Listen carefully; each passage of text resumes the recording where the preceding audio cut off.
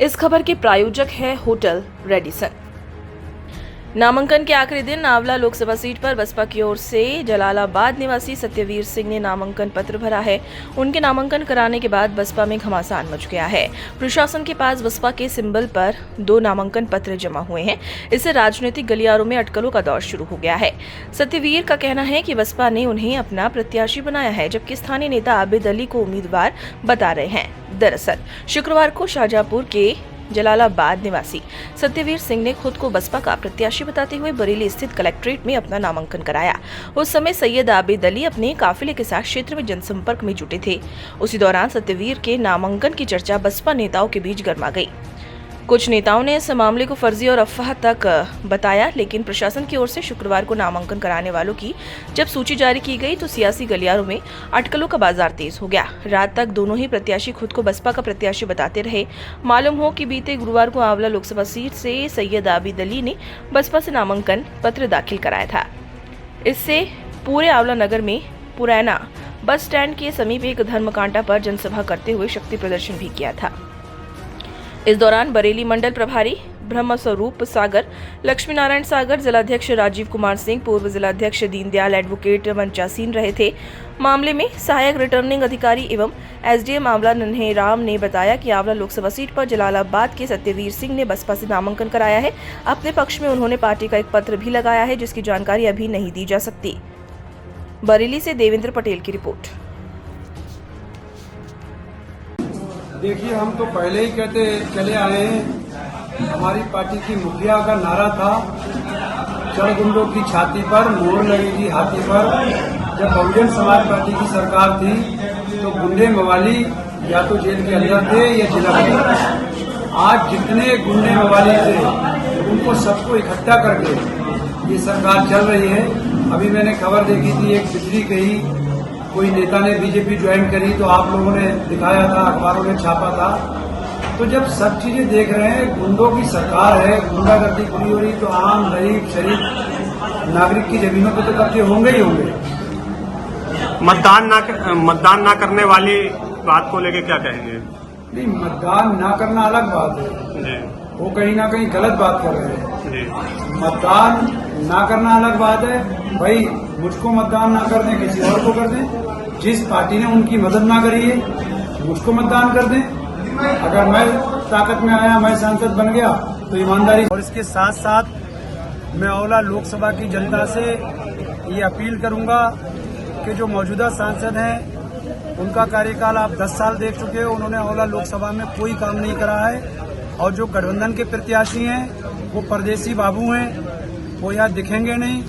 परदेशियों पे आंवला लोकसभा की जनता ने कई बार भरोसा करा है। मेनका गांधी जी रही, रुचि वीरा जी रही, अब ये तीसरे बाबू आए हैं। ये बाबूजी यहाँ शौक पूरा करने आए हैं। ये हमारे आंवला लोकसभा की जनता के वोट को छल के ठग के चले जाएंगे, दोबारा उसका धन्यवाद भी नहीं करेंगे। आप जनता के बीच जा रहे हैं, किस तरीके का माहौल देखने को मिल रहा है? क्या रुझान है जनता का? बहुत अच्छा माहौल है। दलित समाज एक तरफा है, मुस्लिम समाज ईद करके अब अपनी तैयारी में लग गया है।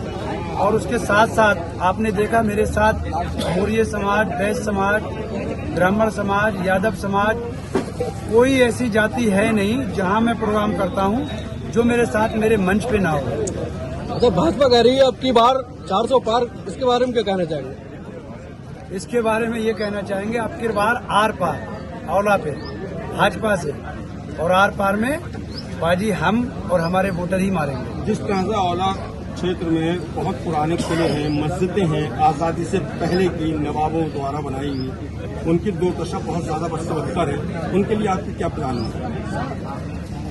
देखिए, अभी तो प्लानिंग ही हो सकती है, आपकी बात सही है। लेकिन अगर आंवला की जनता ने हम पे भरोसा करा, हमको सांसद जिताया, बनाया, तो हम जो भी बिल्डिंग, इमारत जिस विभाग के तहत आती है उस विभाग में पैरवी करके उसका जीर्णोद्धार कराएंगे। उसके असली मूल रूप में जैसे वो थी उसको करने का प्रयास करेंगे। जबकि आंवला के आप मुखिया हैं, चेयरमैन हैं, और आपके अंदर में आता है कि उसकी देखभाल करना, उसके आगे इमारतें बन जाती हैं, कब्जे हो जाते हैं, और भारत सरकार का नियम है कि 100 किलोमीटर तक कोई इमारत नहीं बनेगी। तो आपके ही शासनकाल में उस पर एक तरह से अवैध कब्जा हो चुका है। देखिए, पहली बात तो मैं वहाँ चेयरमैन हूँ, शासन काल मेरा नहीं है। दूसरी चीज कि वहाँ पर जो निर्माण हुए हैं वो 100 मीटर के दूर हुए हैं और फीते से नाप के हुए हैं, और जिन लोगों ने भी कराए होंगे हो सकता है अनुमति ली हो मस्जिद के आगे, क्योंकि मेरे घर के पास है मस्जिद के आगे एक बाजार लगती है, उस बाजार में किसी तरह का कोई निर्माण नहीं है, बिल्कुल खुली पड़ी है। आपके चुनावी मुद्दे क्या है, मेन मुद्दे क्या है जिसकी लेकर के आप चुनाव लड़ रहे हैं, मेन मुद्दे क्या है? शिक्षा, सुरक्षा, सम्मान दे रही है। 10 साल से बीजेपी के सांसद हैं, उनकी हम क्यों सुने?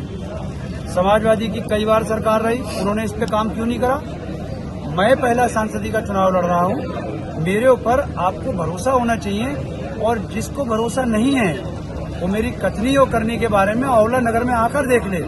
मैं अपना जब एजेंडा जारी करता हूँ, क्षत्रिय समाज को लेकर टिप्पणी करने के मामले में क्या कहेंगे? आपको रिटर्निंग ऑफिसर की तरफ से नोटिस भी दिया गया है, उसको लेकर। नहीं, पहले ये बताइए टिप्पणी किसने करी, मैंने या किसी और ने करी? आपके द्वारा जो मंच पे क्या है? आपको जानकारी नहीं है? जी, आपसे जानकारी के लिए वर्जन ले रहा हूँ, आप बताएं। क्षत्रिय समाज के ऊपर जो मौजूदा सांसद हैं उन्होंने नसबंदी करने जैसी टिप्पणी की थी, तो मैंने उनकी बात को एक मीटिंग में पूछा था। मुझको ये नहीं पता था कि उनके पास कौन कौन सी डिग्री हैं, तो मैंने ये पूछा था कि सांसद हैं कि डॉक्टर भी हैं, क्योंकि मैं हिंदुस्तान के कानून को जानता हूँ। बिना डॉक्टर के नसबंदी तो बहुत दूर की बात है, कोई किसी को ना एक टैबलेट दे सकता है ना किसी को ये इंजेक्शन लगा सकता है, जबकि सांसद जी कह रहे थे हम नसबंदी कर देंगे। तो मैंने पब्लिक से जानकारी मांगी थी कि सांसद हैं कि डॉक्टर हैं, मुझको पता चल गया कि वो डॉक्टर नहीं है। अब मैं तैयार बैठा हूँ, वो करके दिखाए किसी की नसबंदी, मैं शिकायत करूंगा। बाबा विजय योगीनाथ द्वारा भी एक वीडियो वायरल हुआ जिसमें क्षत्रिय समाज को लेकर काफी रोष बताया है उन्होंने, इस बार क्या कहेंगे? हाँ, तो उन्होंने धर्मेंद्र कश्यप जी के खिलाफ रोष दिखाया है ना, मेरे खिलाफ थोड़ी करा है। जी, उन्होंने सांसद जी ने क्षत्रिय समाज के ऊपर टिप्पणी की थी, मैंने उस बात को रिपीट करा, पूछा कि सांसद हैं कि डॉक्टर। अब क्षत्रिय समाज को ये चाहिए कि मैं उनकी आवाज उठा रहा हूँ, उनके मुद्दे पे लड़ाई लड़ रहा हूँ, कि वो धर्मेंद्र कश्यप जी की तरफ ना देखें, परदेसी बाबू की तरफ ना देखें, मुझ पे भरोसा करें। आज मैं सांसद नहीं हूँ, अगर उनकी बात के बारे में जानकारी ले सकता हूँ कि सांसद है कि डॉक्टर, तो कल मैं सांसद हो जाऊंगा तो कितनी मजबूती से उनकी बात रखूंगा। ठीक है।